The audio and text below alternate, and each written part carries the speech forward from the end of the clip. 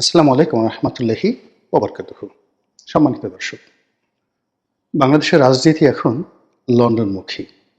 আমরা যারা বাংলাদেশে আছি তারা প্রায় সবাই লন্ডন থেকে কি সিদ্ধান্ত আসে সেই বিষয়ের উপর অধীর আগ্রহে নজর রাখছি।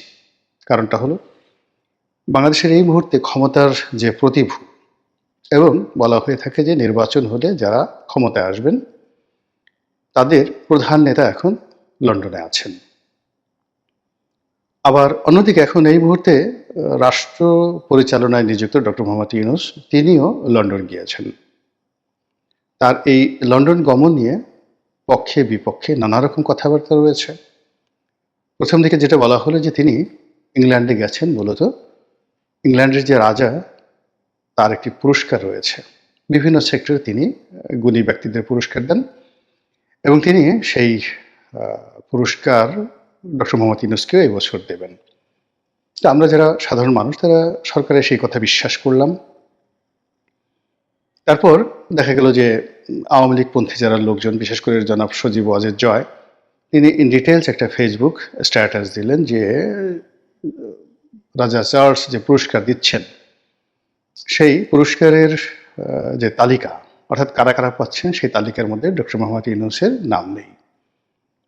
এবং এরপরে বাংলাদেশে যারা বিভিন্ন লোকজন রয়েছেন, ইউটিউবার রয়েছেন, যারা সামাজিক মাধ্যমে বিভিন্নভাবে কন্ট্রিবিউট করে আসছেন, তারা কন্টেন্ট তৈরি করে বলা শুরু করলেন যে আসলে ডক্টর মোহাম্মদ ইউনূস যে ইংল্যান্ডে যাচ্ছেন সেখানে যে সকল মানুষের নাম পুরস্কারের তালিকায় ঘোষিত হয়েছে বা যে সকল প্রতিষ্ঠানের নাম ঘোষিত হয়েছে, আমাদের জানা মতে প্রথমত সেখানে ডক্টর মোহাম্মদ ইউনূসের নাম নেই। অন্যদিকে যে সকল প্রতিষ্ঠানকে পুরস্কার দেওয়া হচ্ছে সে সকল প্রতিষ্ঠানের সঙ্গে ডক্টর মোহাম্মদ ইউনূসের সম্পর্ক রয়েছে কি নেই ওটা নিয়ে বাংলাদেশের কোনো লোক বলতে পারছেন না, এবং তারপর তিনি ইংল্যান্ডে গিয়েছেন। এর মধ্যে দুটো গুরুত্বপূর্ণ ঘটনা ঘটে গেছে।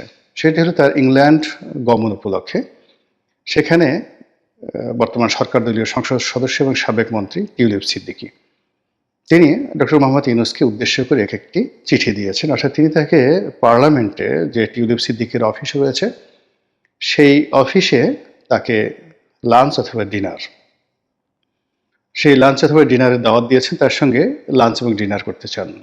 চিঠির ভাষা, তার বক্তব্য, ইটস এ পলিটিক্স, আমরা যেটিকে বলা হয় ব্রিটিশ পলিটিক্স বলি, সেই ব্রিটিশ পলিটিক্স। তিনি সেখানে ডক্টর মোহাম্মদ ইউনূসকে স্বীকার করেননি, অস্বীকার করেননি। তিনি সেখানে সম্মানও জানাননি, আবার অসম্মানও জানাননি। তিনি ডক্টর মোহাম্মদ ইউনূসকে কতগুলো প্রশ্ন ছুড়ে দিয়েছেন এবং কতগুলো তুচ্ছ এবং তাচ্ছিল্য করেছেন, যেভাবে ওয়েস্টার্ন কান্ট্রিগুলো সাধারণত তৃতীয় বিশ্বের যে কোনো বিষয়কে তুচ্ছ এবং তাচ্ছিল্য করে থাকে, সাধারণত বিচার বিভাগ এবং রাষ্ট্রীয় বিভিন্ন সংস্থা সেগুলোকে। আবার অন্যদিকে আমরা যারা বাঙালি, আমাদের এই বাঙালি দেশ, এই বাঙালি সম্পর্কে, বাংলাদেশ সম্পর্কে টিউলিপ সিদ্দিকী যেটি বলেছেন সেটিও খুবই প্রণিধানযোগ্য। আর সেই রাষ্ট্রের পক্ষে ডক্টর মোহাম্মদ ইউনূস যে ইংল্যান্ডে যাচ্ছেন সেটাকে টিউলিপ সিদ্দিকী তেমন কোনো গুরুত্বপূর্ণ বিষয় মনে করছেন না। তো এটি নিয়ে কয়েকদিন আলাপ আলোচনা হলো। টিউলিপ সিদ্দিকীর সঙ্গে দেখা হবে কি হবে না এটা নিয়ে আলোচনার প্রশ্নই আসে না, এখানে দেখা হবে না। কিন্তু এটি নিয়ে টিউলিপ সিদ্দিকীর যতটুকু পলিটিক্স করা দরকার সেই পলিটিক্স তিনি করে ফেলেছেন। এই গেল একটা। দ্বিতীয় যে বিষয় সেটি হলো ডক্টর মোহাম্মদ ইউনূসের সঙ্গে জনাব তারেক রহমানের বৈঠক। তো প্রথম দিকে এই বৈঠকটি নিয়ে কোনো রাজ শব্দ হয়নি, এবং এই বৈঠকটি আসলে বিএনপির পক্ষ থেকে করা হচ্ছে, অর্থাৎ বিএনপি আগ্রহ দেখিয়ে তারেক রহমান সাহেবের সঙ্গে ডক্টর মোহাম্মদ ইউনূসের যে বৈঠক সেটি আয়োজন করতে চাচ্ছে, নাকি ডক্টর মোহাম্মদ ইউনূস তারেক রহমান সাহেবের সঙ্গে বৈঠকে বসতে চাচ্ছেন। যেহেতু সরকারের পক্ষ থেকে ওইভাবে মিডিয়াতে, বিশেষ করে আমাদের সামাজিক মাধ্যমে ওইরকম স্ট্রংলি রিপ্রেজেন্ট করার মতো কোনো ব্যক্তিত্ব নেই, তো কাজেই বিএনপি পন্থী যারা লোকজন তারা সামাজিক মাধ্যমে যেভাবে একটি উত্তাপ ছড়াচ্ছেন তাতে মনে হচ্ছে যে ডক্টর মোহাম্মদ ইউনূস বা তার সরকার তারেক রহমান সাহেবের সঙ্গে বৈঠক করার জন্য রীতিমতো মরিয়া হয়ে পড়েছেন। এই গেল একটা। দ্বিতীয় যে বিষয়টি হলো যে তারেক রহমান সাহেব কি ডক্টর মোহাম্মদ ইউনূস সাহেবের সঙ্গে বসবেন, এটি বিএনপির লোকজনের প্রধান প্রশ্ন। অন্যদিকে বিএনপি মনে করছে যে তারেক রহমান সাহেব যদি ডিজায়ার করেন বসার জন্য, অনুমতি দেন বা তিনি রাজি হন, তখন ডক্টর মোহাম্মদ ইউনূস তার সঙ্গে বৈঠক করতে বাধ্য ইংল্যান্ডের মাটিতে। এখানে ডক্টর মোহাম্মদ ইউনূসের ইচ্ছা অনিচ্ছা বলে কিছু আছে, এরকম সামাজিক মাধ্যমে যারা বিএনপির পক্ষে কথাবার্তা বলছেন তারা অন্তত সেই জিনিসটি প্রকাশ করছেন না। আমরা বাংলাদেশে বসে যে জিনিসগুলো জানতে পেরেছি সেটা হলো, জনাব তারেক রহমান সাহেব প্রশ্ন করেছেন কেন বসবেন, কিভাবে বসবেন। আবার কেউ কেউ বলছেন যে তিনি একেবারেই রাজি ছিলেন না প্রথম দিকে, পরবর্তীতে তিনি রাজি হয়েছেন। বাংলাদেশের বেশ কয়েকটি মেইনস্ট্রিমের যে পত্রিকা সেখানে নিউজে এসেছে যে সরকারের সঙ্গে বিএনপি যে একটি মুখোমুখি অবস্থানে চলে এসেছে, একটি সংঘাতপূর্ণ পরিবেশ প্রায় তৈরি হয়ে গেছে। এবং এই যে আমাদের পবিত্র ঈদুল আজহার যে বন্ধ, সরকারি ছুটি, এই ছুটির পরেই রাজনৈতিক অঙ্গন উত্তপ্ত হয়ে পড়বে এবং এই উত্তপ্ত অবস্থা থেকে সরকারকে এবং বিএনপিকে রক্ষা করার জন্য বেগম জিয়া, বিএনপির চেয়ারপারসন, তিনি উদ্যোগ গ্রহণ করেছেন এবং তিনি নির্দেশ দিয়েছেন যে এই মুহূর্তে সরকারের সঙ্গে কখনোই অসহযোগিতা করা যাবে না, এতে করে বিএনপি এবং সরকারের কারোরই লাভ হবে না। এইভাবে পত্রপত্রিকায় একটা উত্তাপ ছড়িয়ে মূলত বিএনপির যারা লোকজন তারা বিএনপির মর্যাদাকে আফোর্ড করতে চাচ্ছে অথবা বিএনপির মুখ রক্ষা করতে চাচ্ছে, হোয়াট এভার মেবি। আমরা সেই বিষয়গুলোতে আলোচনা না করে আজকের যে প্রসঙ্গ সেটি হলো, আজকে 10 তারিখে আমি এই ভিডিওটা করছি। বাংলাদেশের পত্রপত্রিকা বা সামাজিক মাধ্যমে যে খবর ছড়িয়েছে তা হলো এই মাসের 13 তারিখে, অর্থাৎ জুন মাসের 13 তারিখে ডক্টর মোহাম্মদ ইউনূস এবং জনাব তারেক রহমান সাহেবের মধ্যে একটা সম্ভাব্য বৈঠক হতে পারে। এখন এই বৈঠকে কি আলোচনা হবে আমরা এখান থেকে অনেক আন্দাজ করছি, মানে বিএনপি যারা লোকজন তারা আন্দাজ করছেন যে ডক্টর মোহাম্মদ ইউনূস যে নির্বাচনটি করতে চাচ্ছেন এপ্রিল মাসে, সেটিকে বিএনপি বা জনাব তারেক রহমান সাহেব ফেব্রুয়ারি মাসে নিয়ে আসার জন্য তার প্রতি অনুরোধ জানাবেন, চাপ প্রয়োগ করবেন বা দাবি জানাবেন, বা তিনি প্রস্তাবনা দিবেন বা তাকে কনভিন্স করার চেষ্টা করবেন। আর জনাব ডক্টর মোহাম্মদ ইউনূস তিনি যদি এই দাবি মেনে নেন তাহলে তার কোনো কথাই রইল না, ফেব্রুয়ারি মাসে নির্বাচন হবে এবং ফেব্রুয়ারি মাসে নির্বাচন হওয়ার জন্য রাজনৈতিক দলগুলো মোটামুটি ঐক্যমত্যে পৌঁছে গেছে, জামাতও বলেছে যে ফেব্রুয়ারি মাসে নির্বাচন হতে পারে, তাহলে তার কোনো সমস্যা রইল না। আর এরকম যদি একটা সরল সমীকরণ হয়ে যায়, ফেব্রুয়ারি মাসে নির্বাচন হবে, তাহলে তার কোনো অনিশ্চয়তা থাকলো না। ডক্টর মোহাম্মদ ইউনূস একটি নির্বাচন দিবেন, বিএনপি ক্ষমতায় আসবে, আর ডক্টর মোহাম্মদ ইউনূস ক্ষমতা হস্তান্তর করে সসম্মানে তার জায়গাতে পৌঁছে যাবেন। এটাই আপাতত মনে হচ্ছে, কিন্তু ঘটনা কি এত সহজ? রাজনীতি কি এতটা সরল? কিংবা আমরা যেভাবে কাউন্ট করি বা আমরা যেভাবে হিসাব করি ঠিক ওইভাবে কি রাজনীতির মাঠ, মানে ওভাবে রাজনীতির মাঠ গোছানো সম্ভব বা রাজনীতির মাঠে ওই ধরনের কার্যক্রম চলে? মোটেও নয়। বাস্তব ব্যাপার হলো এটা ভীষণ রকম একটা জটিল প্রক্রিয়া, রাজনীতির অঙ্গন। এখানে প্রতিটি মিনিটে মিনিটে সিদ্ধান্ত পরিবর্তন হয়ে যায়, পরিবেশ পরিস্থিতি পরিবর্তন হয়ে যায় এবং 24 ঘন্টার ব্যবধানে রাজা ফকির হয়ে যায় আর ফকির রাজা হয়ে যায়।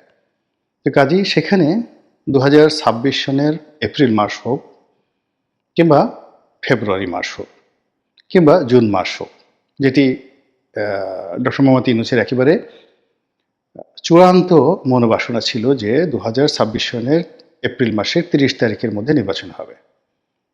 আমার ব্যক্তিগত অভিমত ছিল যে এটি যদি বিএনপি মেনেও নেয় তবুও 2026 সনের জুন মাসে নির্বাচন হবে না। আবার এই যে ডক্টর মোহাম্মদ ইউনূস বলেছেন যে এপ্রিল মাসে নির্বাচন হবে প্রথমার্ধে, মানে 15 তারিখের মধ্যে, এটাও আমার কাছে মনে হচ্ছে যে সরকার একটি কৌশল, অর্থাৎ এই নির্দিষ্ট সময় পর্যন্ত বিএনপিকে স্টপ রাখা, পরবর্তীতে যা হবে তা হবে। আবার বিএনপির পক্ষ থেকে যা কিছু করা হচ্ছে, কাউন্টার প্রস্তাব দেওয়া হচ্ছে বা ডক্টর মোহাম্মদ ইউনূসের সঙ্গে একটা সমঝোতার চেষ্টা করা হচ্ছে, এটিও শেষ পর্যন্ত হবে না। এবং এখানেও মোটামুটি কূটনীতি, ভাওতাবাজি বা ধরুন মনে একরকম বাইরে একরকম, এরকম একটা পরিবেশ পরিস্থিতি তৈরি হবে বলে আমি মনে করছি। তো এরকম যখন একটা মতদ্বৈততা, বিভেদ, বিসংবাদ, ঠিক সেই সময়টাতে জনাব তারেক রহমান এবং ডক্টর মোহাম্মদ ইউনূসের যে বৈঠক, এই বৈঠকটি নানা কারণে আমার দৃষ্টিতে বুমেরাং হবে। বুমেরাং হবে হলো দুইজনের মধ্যে সব দিক থেকে একেবারে বিপরীত মেরুর কতগুলো ক্যারেক্টারিস্টিক্স রয়েছে এবং তাদের এই শীর্ষ বৈঠকে মধ্যস্থতা করার মতো কোনো লোক নেই। তারেক রহমান সাহেবের পক্ষেও নেই, যিনি কিনা ডক্টর মোহাম্মদ ইউনূসের প্রতি প্রভাব বিস্তার করতে পারেন। ডক্টর মোহাম্মদ ইউনূসের সঙ্গেও কেউ নেই, যিনি কিনা তারেক রহমান সাহেবের প্রতি প্রভাব বিস্তার করতে পারেন। ফলে এই দুইজন মানুষ যখন বৈঠকে বসবেন, তারা তাদের চিন্তা, চেতনা, শিক্ষা, দীক্ষা এটির একটা এক্সট্রিম পর্যায়ে তারা থাকবেন। ফলে এখানে কোনো ভালো কিছু হবে না, বরং মন্দ কিছু হবে। এই কারণে হবে যে দুজনের যে চরিত্র, দুজনের শিক্ষা, দুজনের দীক্ষা, দুজনের ক্ষমতা, এর যে বলয়, এটা একেবারে সম্পূর্ণ বিপরীতমুখী। যেমন ধরুন, তারেক রহমান সাহেবের ক্ষমতার উৎসটা কি? সেই ক্ষমতার উৎসটাকে ডক্টর মোহাম্মদ ইউনূস এখনো পর্যন্ত বুঝতে পারেননি, আন্দাজ করতে পারেননি, ওজন করতে পারেননি। একটি রাষ্ট্রে, গণতান্ত্রিক রাষ্ট্রে একটি রাজনৈতিক দলের ক্ষমতা, জনসমর্থন এবং জনপ্রিয়তা, এটার পরিণতিতে একজন নেতার হাতে কি কি ক্ষমতা থাকে, যেটি তারেক রহমানের হাতে আছে, সেটা একজন অনির্বাচিত ব্যক্তি, অরাজনৈতিক ব্যক্তি কখনো আন্দাজ করতে পারেন না। এগুলো এক। অন্যদিকে তারেক রহমান সাহেব এখনো হয়তো বুঝে উঠতে পারছেন না যে ডক্টর মোহাম্মদ ইউনূস লন্ডন, আমেরিকার কোন শক্তির প্রতিভূ হয়ে হঠাৎ করে বাংলাদেশের উপর এভাবে চেপে বসলেন এবং সমস্ত রাজনীতির, মানে যাকে বলা হয়, কলকাঠি তার হাতে চলে এলো। এই এখন পর্যন্ত বুঝতে পারছে না যে এই গত 10 মাস ধরে এত প্রতিকূল অবস্থার মধ্যে কি করে ডক্টর মোহাম্মদ ইউনূস টিকে আছেন। ফলে এই দুজনের যে শক্তি, তারেক রহমানের শক্তি বাংলাদেশের ভিতরে, আর ডক্টর মোহাম্মদ ইউনূসের শক্তি বাংলাদেশের বাইরে, এই বিপরীতমুখী দুটো শক্তির যে উৎস, এটি একে অপরকে বুঝতে না পারার কারণে তারা যখন মুখোমুখি হবেন, কেউ কাকে বুঝাতে পারবেন না। 2 নম্বর হলে তাদের বয়সের একটা বিরাট ফারাক রয়েছে, অলমোস্ট ধরুন প্রায় 30 বছর বা 27-28 বছর বয়সের একটা পার্থক্য। এই পার্থক্যের কারণে তাদের চিন্তা চেতনার মধ্যে, যাকে বলা হয়, ভিন্নতা থাকবে। এরপরে দুজনই যার যার আপন ভুবনে এক নায়ক। তারেক রহমান সাহেব তার দল পরিচালনা করেন নিজস্ব ইচ্ছায়, কারোর সাথে পরামর্শ, ডাজ নট ম্যাটার, তিনি তার মতো করে একেবারে, যাকে বলা হয়, বুলেট আকারে সিদ্ধান্ত নেন, এটা হবে, এটা হবে না, এই কমিটি বাদ, এই কমিটি হবে, কাল হবে না, পরশু হবে, এখন নির্বাহী কমিটির বৈঠক হবে, এখন এক্সিকিউটিভ কমিটির বৈঠক হবে, এখন হবে না। মানে ওনার সিদ্ধান্তটাই একেবারে চূড়ান্ত। নেপোলিয়ন বোনাপার্ট যেভাবে ফ্রান্সে চালাতেন, ঠিক উনি ওইভাবে তার দলটি চালাচ্ছেন।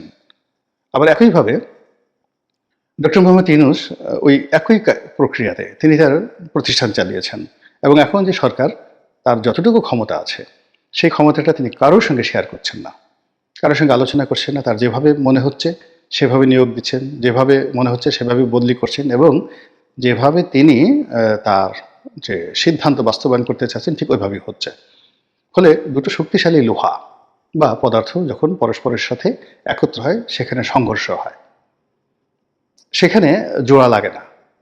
তো সেই ক্ষেত্রে ডক্টর মোহাম্মদ ইউনূসের যে ক্যারেক্টারিস্টিক্স এবং জনাব তারেক রহমান সাহেবের যে ক্যারেক্টারিস্টিক্স, এটি হিতে বিপরীত হয়ে যাবে।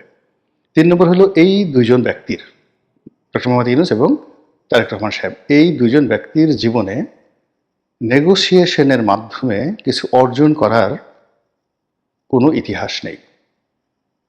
তারা যেখানে নেগোসিয়েশন করতে গেছেন, সেখানেই হিতে বিপরীত হয়েছে। তারেক রহমান সাহেব যেমন এরশাদ সাহেবের সাথে নেগোসিয়েশন করার চেষ্টা করেছিলেন, হয়নি।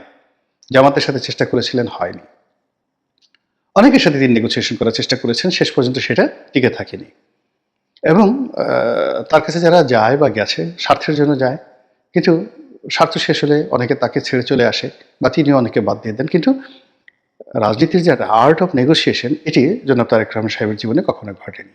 একই অবস্থা ডক্টর মোহাম্মদ ইউনূস, তিনিও সারা জীবন চেষ্টা করে কারোর সঙ্গে নেগোসিয়েশন করতে পারেননি। তার গ্রামীণ ব্যাংকের কর্মকর্তা কর্মচারী, তার গ্রামীণ টেলিকমের কর্মকর্তা কর্মচারী, তারপরে শেখ হাসিনা থেকে শুরু করে আরও অনেকের সঙ্গে, যাদের সঙ্গে তার বিরোধ চূড়ান্ত পর্যায়ে ছিল, তিনি শত চেষ্টা করেও কারোর সঙ্গে নেগোসিয়েশন করতে পারেননি। নেগোসিয়েশন করার জন্য যে ছাড় দিতে হয়, তারপরে শেষে উদার হতে হয়, মাথা নোয়াতে হয়, এরকম অনেক কিছু গুণাবলী থাকা দরকার, যে গুণাবলী এই দুজনের কারোর মধ্যে আমরা তাদের অতীত কর্মকাণ্ডের মধ্যে দেখিনি। ফলে লন্ডনের মাটিতে এই দুই ব্যক্তি যখন মুখোমুখি হবেন, সেখানে ভালো কিছু আসবে আমি আশা করি না, বরং যেটা মনে হচ্ছে যে তাদের ব্যক্তিত্ব, শিক্ষা, দীক্ষা, চরিত্র, এটার একটা চূড়ান্ত, যাকে বলা হয়, পারফরমেন্স দেখানোর জন্য, একে অপরের প্রতি প্রভাব বিস্তার করার জন্য তারা উভয় চেষ্টা করবেন। আর সেই চেষ্টা করতে গিয়ে এখন যতটুকু সম্পর্ক আছে সরকারের সঙ্গে, বিএনপিকে সেটি আরও ঝুঁকিতে পড়বে বলে আমি মনে করছি। আল্লাহ ভালো জানেন। আল্লাহ আমাদের সবাইকে হেদায়েত দান করুন এবং হেফাজত করুন। আসসালামু আলাইকুম রহমতুল্লাহি ওয়া বারাকাতুহু।